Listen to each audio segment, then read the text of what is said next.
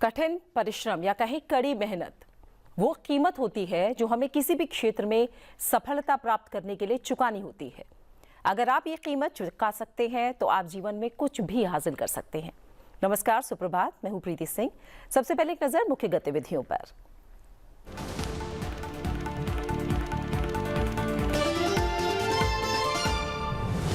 गणतंत्र दिवस समारोह में शामिल हो रहे झांकी कलाकारों और एनसीसी कैडेट से आज मिलेंगे प्रधानमंत्री नरेंद्र मोदी।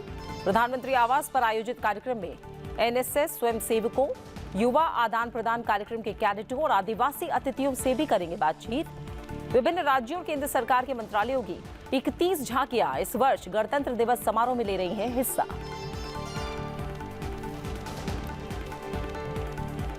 उपराष्ट्रपति आज बिहार के समस्तीपुर और उत्तर प्रदेश में लखनऊ का करेंगे दौरा। समस्तीपुर में भारत रत्न कर्पूरी ठाकुर की 101वीं जयंती समारोह में बतौर मुख्य अतिथि लेंगे हिस्सा। लखनऊ में उत्तर प्रदेश दिवस समारोह में करेंगे शिरकत। लेह लद्दाख में खेलो इंडिया विंटर गेम्स 2025 की हुई शुरुआत। प्रधानमंत्री नरेंद्र मोदी ने दी एथलीटों को शुभकामनाएं। कहा, खेलो इंडिया भारत में खेल संस्कृति और पर्यटन को बढ़ावा देने का अद्भुत मंच। केंद्रीय मंत्री अमित शाह आज मुंबई में राष्ट्रीय शहरी सहकारी वित्त और विकास निगम के कॉर्पोरेट कार्यालय का करेंगे उद्घाटन। सहकारिता क्षेत्र में कई अहम पहलों का किया जाएगा शुभारंभ। अंतर्राष्ट्रीय सहकारिता वर्ष 2025 के दौरान गतिविधियों के वार्षिक कैलेंडर का विमोचन। 10,000 नवगठित बहुउद्देशीय सहकारी समितियों के प्रशिक्षण कार्यक्रम और प्राथमिक सहकारी समितियों के लिए रैंकिंग ढांचा भी होगा पेश। और आस्था के प्रतीक महाकुंभ में उमड़ा जन सैलाब। अब तक 10 करोड़ श्रद्धालुओं ने संगम में लगाई डुबकी। उत्तर प्रदेश सरकार का अनुमान, इस बार महाकुंभ में पवित्र स्नान के लिए पहुंचेंगे 45 करोड़ से ज्यादा लोग।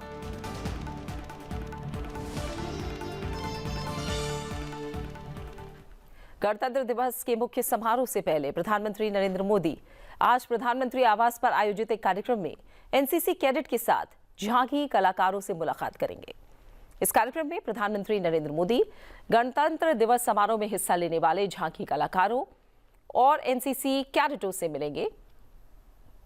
प्रधानमंत्री आवास पर आयोजित कार्यक्रम में एनएसएस स्वयंसेवकों, युवा आदान प्रदान कार्यक्रम के कैडेटों और आदिवासी अतिथियों से भी प्रधानमंत्री की बातचीत होगी। गणतंत्र दिवस परेड 2025 भारत की सांस्कृतिक विविधता और सैन्य शक्ति का अनूठा मिश्रण होगा। इसमें संविधान लागू होने के 75 वर्ष पूरे होने और जन भागीदारी पर विशेष ध्यान दिया जाएगा। इंडोनेशिया से 160 सदस्यीय मार्चिंग दल और 190 सदस्यीय बैंड दल भारतीय सशस्त्र बलों की टुकड़ियों के साथ 26 जनवरी 2025 को कर्तव्य पथ पर परेड में भाग लेंगे। इस वर्ष विभिन्न राज्यों, केंद्र शासित प्रदेशों और केंद्र सरकार के मंत्रालयों और विभागों की 31 झांकियां भाग ले रही हैं, जो स्वर्णिम भारत, विरासत और विकास विषय पर आधारित होंगी।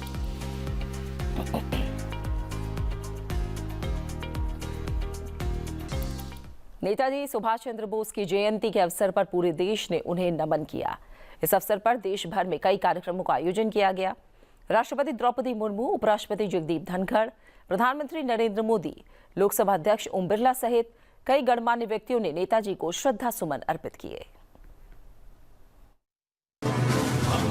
दिल्ली जाएंगे हम अपना हिंद बनाएंगे, दिल्ली जाएंगे हम अपना हिंद बनाएंगे। फौजी बन के रहना है, दुख दर्द मुसीबत सहना है। हम फौजी बन के रहना है, दुख दर्द मुसीबत सहना है। सुभाष का ये कहना है, चलो दिल्ली चल के रहना है। हम दिल्ली दिल्ली जाएंगे हम अपना हिंद बनाएंगे, दिल्ली जाएंगे हम अपना हिंद बनाएंगे। इन नारों से जंगे आजादी की मशाल जलाने वाले साहस, त्याग और देशभक्ति की अद्भुत मिसाल नेताजी सुभाष चंद्र बोस की जयंती पर कृतज्ञ देश उन्हें याद कर रहा है। नेताजी की जयंती को देश भर में पराक्रम दिवस के रूप में मनाया जाता है। 23 जनवरी देश के एक वीर स्वतंत्रता संग्राम सेनानी के पराक्रम को समर्पित दिन है। इसका उद्देश्य भारत के स्वतंत्रता संग्राम में उनके योगदान को सम्मानित करना और देशभक्ति की भावना को जागृत करना है।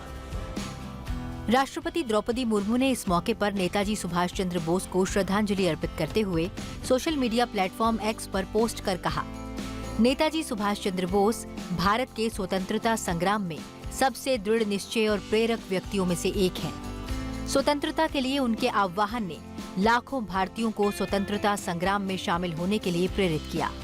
स्वतंत्रता प्राप्त करने के लिए नेताजी का अथक दृढ़ संकल्प और आजाद हिंद फौज का उनका साहसी नेतृत्व भारतीयों की पीढ़ियों को प्रेरित करता रहेगा। उपराष्ट्रपति जगदीप धनखड़ ने भी सुभाष चंद्र बोस की जयंती पर देश के प्रति उनके अटूट समर्पण को याद किया। उपराष्ट्रपति ने सोशल मीडिया मंच एक्स पर पोस्ट कर कहा कि भारत की स्वतंत्रता और आजाद हिंद फौज के गठन के लिए बोस का अनुकरणीय समर्पण और उनके असाधारण दृष्टिकोण और वीरता का प्रमाण है। नेताजी की वीरता, राष्ट्रवादी उत्साह और भारत को विदेशी शासन से मुक्त कराने में उनके योगदान ने अनगिनत भारतीयों को प्रेरित किया है। उन्होंने उम्मीद जताई कि नेताजी का अटूट समर्पण और दृढ़ संकल्प लोगों को एक मजबूत, आत्मनिर्भर और एकजुट भारत के वास्ते अथक परिश्रम करने के लिए प्रेरित करता रहेगा। प्रधानमंत्री नरेंद्र मोदी ने भी इस मौके पर देश के वीर सपूत नेताजी सुभाष चंद्र बोस को नमन किया। प्रधानमंत्री ने अपने मंत्रिमंडल के सहयोगियों और अन्य सांसदों के साथ संविधान सदन में नेताजी सुभाष चंद्र बोस की जयंती पर उन्हें श्रद्धांजलि अर्पित की।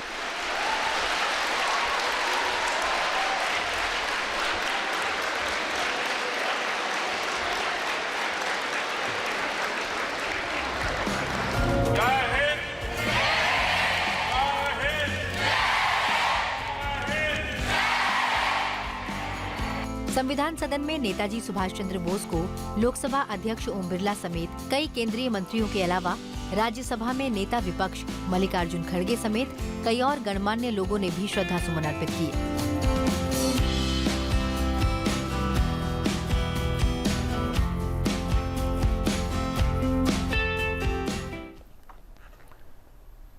नेताजी सुभाष चंद्र बोस की जयंती के अवसर पर प्रधानमंत्री ने एक वीडियो संदेश में कहा कि आज भारत गुलामी की मानसिकता से बाहर आ रहा है, अपनी विरासत पर गर्व करते हुए विकास कर रहा है।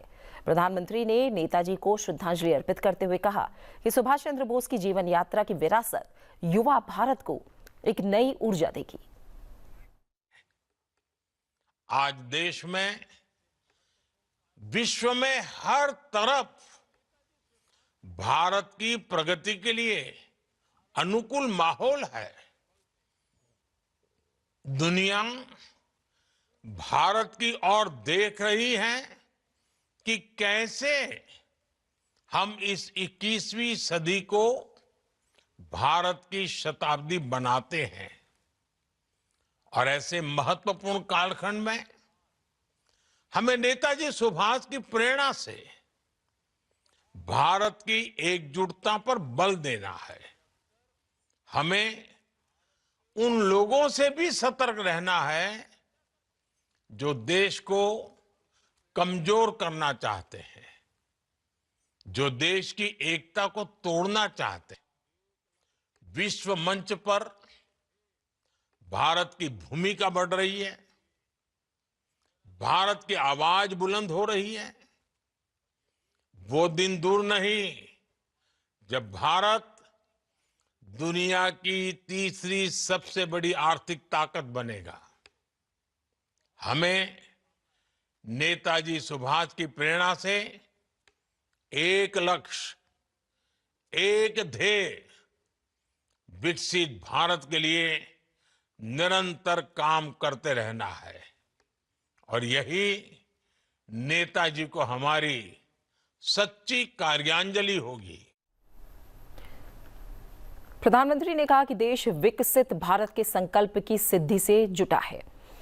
तब नेताजी सुभाष के जीवन से हमें निरंतर प्रेरणा मिल रही है। प्रधानमंत्री ने कहा कि आज गांव हो या शहर, हर तरफ आधुनिक इंफ्रास्ट्रक्चर का निर्माण हो रहा है। साथ ही भारत की सेना की ताकत में भी अभूतपूर्व वृद्धि हुई है। प्रधानमंत्री ने कहा कि आज गांव हो या शहर, हर तरफ आधुनिक इंफ्रास्ट्रक्चर का निर्माण हो रहा है। साथ ही भारत की सेना की ताकत में भी अभूतपूर्व वृद्धि हुई है।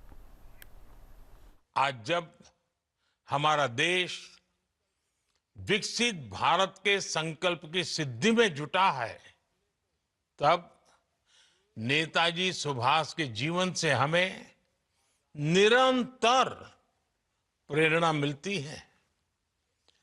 नेताजी के जीवन का सबसे बड़ा लक्ष्य था आजाद हिंद। उन्होंने अपने संकल्प की सिद्धि के लिए अपने फैसले को एक ही कसौटी पर परखा, आजाद हिंद। नेताजी एक समृद्ध परिवार में जन्मे। उन्होंने सिविल सर्विसेज की परीक्षा पास की। वो चाहते तो अंग्रेजी शासन में एक वरिष्ठ अधिकारी बनकर आराम की जिंदगी जीते, लेकिन उन्होंने आजादी के लिए कष्टों को चुना, चुनौतियों को चुना, देश विदेश में भटकना पसंद किया। नेताजी सुभाष कंफर्ट जोन के बंधन में नहीं बंधे। उपराष्ट्रपति जगदीप धनखड़ आज बिहार और उत्तर प्रदेश के दौरे पर रहेंगे। उपराष्ट्रपति जगदीप धनखड़ आज एक दिवसीय दौरे पर बिहार और उत्तर प्रदेश जाएंगे। इस दौरान वो कई कार्यक्रमों में शिरकत करेंगे। उपराष्ट्रपति भारत रत्न कर्पूरी ठाकुर की 101वीं जयंती के अवसर पर बिहार के समस्तीपुर में आयोजित होने वाले समारोह में मुख्य अतिथि के रूप में कार्यक्रम की अध्यक्षता करेंगे। अपने एक दिवसीय दौरे के दौरान उपराष्ट्रपति उत्तर प्रदेश के लखनऊ में उत्तर प्रदेश दिवस समारोह में भी शामिल होंगे। इन सभी कार्यक्रमों का सीधा प्रसारण आप संसद टीवी पर देख सकते हैं।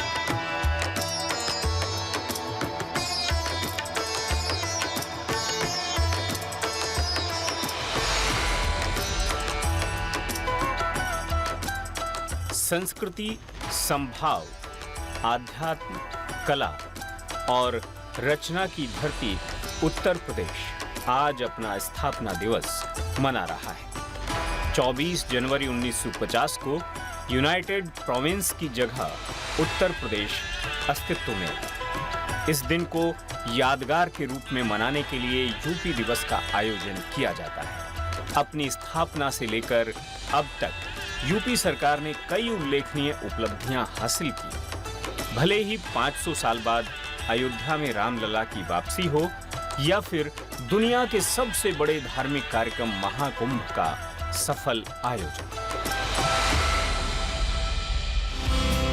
फिर देश विदेश के उद्यमियों को आकर्षित कर निवेश लाने की बात हो, उत्तर प्रदेश ने हर क्षेत्र में सफलता हासिल की।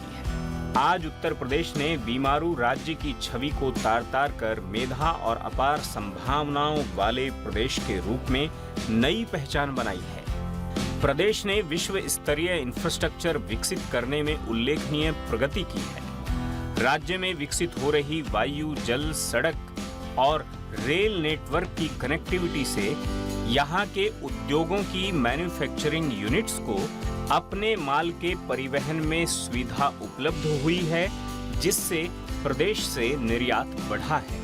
इस इंफ्रास्ट्रक्चर डेवलपमेंट के कारण आज यहाँ एमएसएमई की 96 लाख इकाइयां हैं, जिनकी बदौलत प्रदेश के उद्यमी लगभग 2 लाख करोड़ रुपए का निर्यात कर रहे हैं। Ease of doing business ranking और विभिन्न राज्यों में लॉजिस्टिक्स की सुलभता यानी लीड्स 2023 रैंकिंग में उत्तर प्रदेश ने अचीवर्स की रैंकिंग हासिल की है।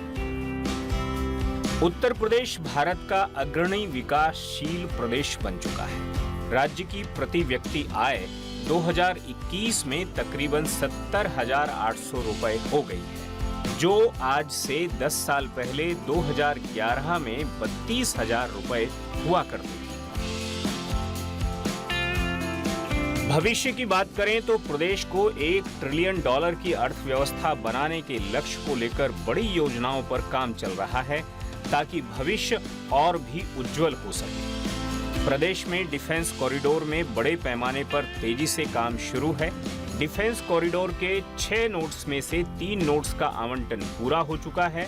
उत्तर प्रदेश सरकार ने प्रदेश में FDI, फॉर्च्यून ग्लोबल 500 और फॉर्च्यून इंडिया 500 कंपनियों के निवेश को आकर्षित करने के लिए फॉरेन डायरेक्ट इन्वेस्टमेंट और फॉर्च्यून 500 कंपनियों के निवेश के लिए प्रोत्साहन नीति 2023 घोषित की है। किसी भी राज्य में बड़े पैमाने पर वैश्विक निवेश को आकर्षित करने के लिए यह अपने तरह का पहला प्रयास है। इसके साथ ही प्रदेश सरकार ने सेमीकंडक्टर नीति को मंजूरी दी है।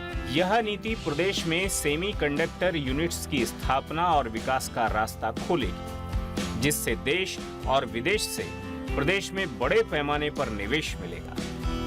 ऐसी नीति लाने वाला उत्तर प्रदेश देश का चौथा राज्य बन गया है। लखनऊ में दिल्ली की तर्ज पर एरो सिटी विकसित करने की योजना है, जो लगभग 1500 एकड़ में होगी। इसमें 7 स्टार होटल, पार्क, विश्व स्तरीय कन्वेंशन सेंटर जैसी सुविधाएं होंगी। प्रदेश सरकार द्वारा हैदराबाद में फार्मा कॉन्क्लेव का सफल आयोजन किया जा रहा है, जिसमें बड़ी फार्मा कंपनियों ने उत्तर प्रदेश में निवेश में रुचि दिखाई है। हैदराबाद में हुए विंग्स इंडिया अवार्ड 2024 में उत्तर प्रदेश को स्टेट चैंपियन इन एविएशन पुरस्कार से सम्मानित किया गया है। 2023 में हुए ग्लोबल इन्वेस्टर्स समिट में यूपी को 40 लाख करोड़ रुपए से ज्यादा के निवेश के प्रस्ताव मिले हैं, जिनसे 1 करोड़ से ज्यादा लोगों को रोजगार मिलेगा। उत्तर प्रदेश आज सही मायनों में उत्कृष्ट प्रदेश बनने की राह पर है।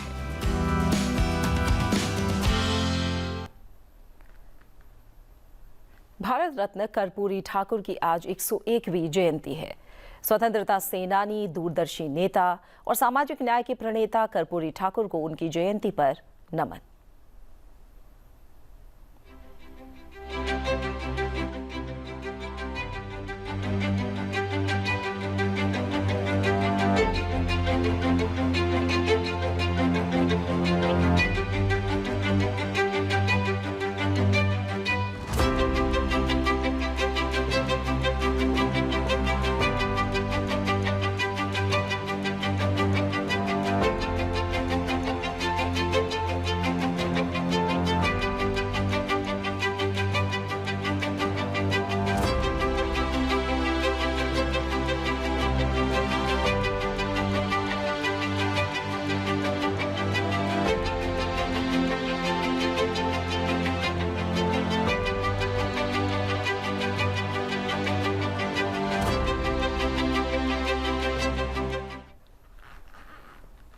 केंद्रीय गृह और सहकारिता मंत्री अमित शाह आज मुंबई में एक महत्वपूर्ण कार्यक्रम के दौरान राष्ट्रीय शहरी सहकारी वित्त और विकास निगम के कॉरपोरेट कार्यालय का उद्घाटन करेंगे।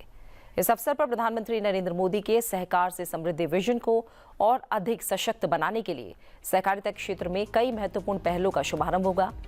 इस दौरान अमित शाह अंतर्राष्ट्रीय सहकारिता वर्ष 2025 के दौरान गतिविधियों के वार्षिक कैलेंडर का विमोचन, देश भर में 10,000 नवगठित बहुउद्देशीय सहकारी समितियों के प्रशिक्षण कार्यक्रम और प्राथमिक सहकारी समितियों के लिए रैंकिंग फ्रेमवर्क का भी शुभारंभ करेंगे। इसके तहत सहकारी समितियों को आधुनिक प्रबंधन, वित्तीय नियोजन, डिजिटलीकरण और सुशासन पर विशेष प्रशिक्षण दिया जाएगा।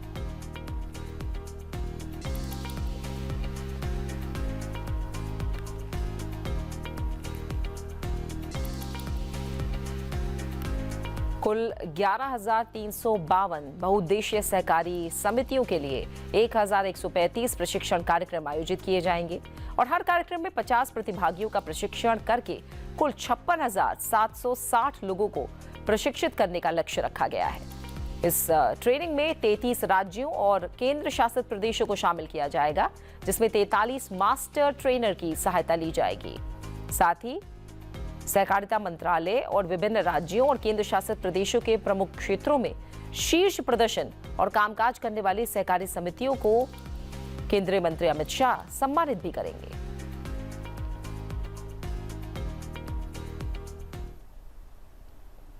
खेलो इंडिया विंटर गेम्स 2025 का भव्य शुभारंभ कल लेह के NDS स्टेडियम में हुआ। 2 चरणों में आयोजित होने वाले इस गेम का पहला चरण 23 से 27 जनवरी तक लद्दाख में आयोजित किया जाएगा, जबकि दूसरा चरण 22 से 25 फरवरी तक जम्मू कश्मीर के में बर्फीले खेलों के साथ होगा। पहले दिन की शुरुआत हॉकी के 4 मैचों से हुई। पहला मैच ITBP और महाराष्ट्र के बीच खेला गया। ITBP ने 24-0 से मैच को अपने नाम किया। दूसरा मैच आर्मी और हरियाणा के बीच खेला गया। आर्मी ने 13-0 से मैच अपने नाम कर लिया और तीसरा मैच लद्दाख और राजस्थान के बीच खेला गया। लद्दाख ने 20-0 से मैच अपने नाम किया।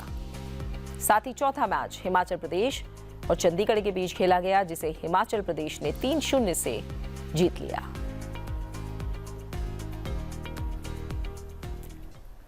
और आइए अब आपको लेकर चलते हैं यादों के गलियारे में और दिखाते हैं भारत के सबसे बड़े शीतकालीन खेल उत्सव खेलो इंडिया विंटर गेम्स के पिछले संस्करण की एक झलक। जो खेलेगा वही खिलेगा।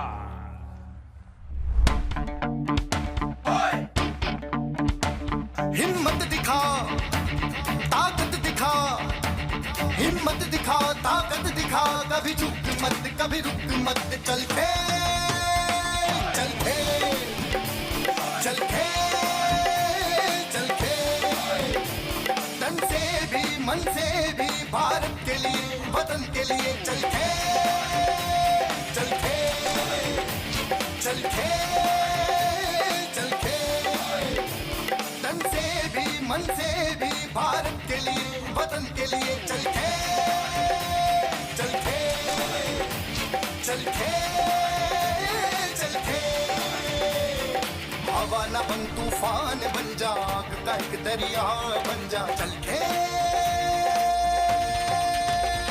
चल खेल।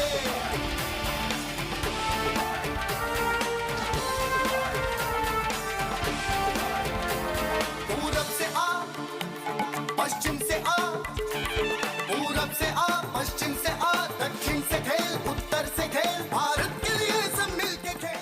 5वें खेलो इंडिया विंटर गेम्स भी शुरू होने वाले हैं। खेलेगा भारत, खिलेगा भारत, भारत, हाय भारत, दुआ भारत, हाय भारत, दुआ भारत, भारत के लिए सब मिलके खेल, चल खेल, चल खेल, चल खेल, चल खेल, चल खेल, चल खेल। मानवता के सबसे बड़े समागम महाकुंभ की आभा दुनिया भर में बिखर चुकी है। चारों दिशाओं से लोगों के आने का प्रवाह बना हुआ है। महाकुंभ में अब तक 10 करोड़ से ज्यादा श्रद्धालुओं ने संगम में डुबकी लगाई है। लगातार श्रद्धालुओं की भीड़ उमड़ रही है और यहाँ का वैभव देखने के लिए अब तक 10 करोड़ 23 लाख से ज्यादा लोग आ चुके हैं और आने वाले दिनों में ये संख्या और बढ़ने के आसार हैं। पिछले कुंभ 2019 में इस अवधि तक लगभग 5 करोड़ 10 लाख श्रद्धालुओं ने डुबकी लगाई थी। इस हिसाब से इस बार दुगने से ज्यादा श्रद्धालु आ चुके हैं। अभी 2 अमृत स्नान पर्व मौनी अमावस्या और बसंत पंचमी का स्नान शेष है। सिर्फ मौनी अमावस्या पर ही लगभग 8 करोड़ का अनुमान है। गंगा, यमुना और अदृश्य सरस्वती के पवित्र संगम में श्रद्धा और आस्था से ओतप्रोत साधु संतों, श्रद्धालुओं, कल्पवासियों और गृहस्थों के स्नान ने नया रिकॉर्ड स्थापित किया है। गुरुवार दोपहर 12 बजे का आंकड़ा जारी होते ही स्नानार्थियों की संख्या 10 करोड़ पार कर गई।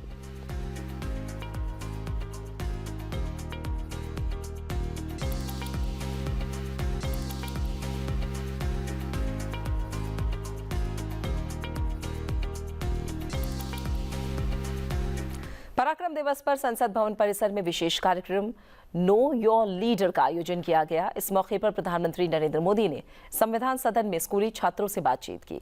जब प्रधानमंत्री नरेंद्र मोदी युवाओं से मिले तो ना फासले थे ना दायरे थे, कुछ था तो सिर्फ और सिर्फ अपनापन और प्यार। फिलहाल सुप्रभात में मेरे साथ इतना ही। जाते जाते आपको छोड़ जाते हैं इन्हीं खूबसूरत लम्हों के साथ। आप बने रहिए सनसद टीवी के साथ। नमस्कार।